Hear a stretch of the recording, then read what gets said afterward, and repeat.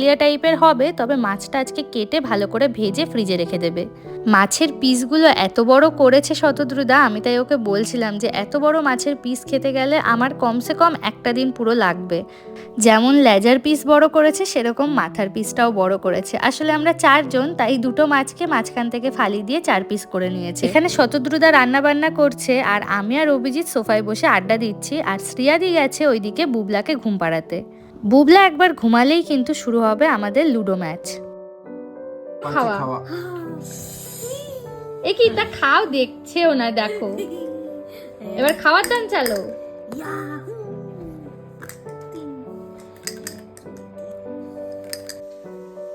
Good night. আজকের ভিডিওটা এখানেই শেষ করছি, আর আজকের ভিডিওটা আপনাদের কেমন লাগলো তা কিন্তু অবশ্যই আমাকে কমেন্টে জানাবেন। দেখা হবে আবার পরের ভিডিওতে। সবাই খুব খুব খুব ভালো থাকবেন।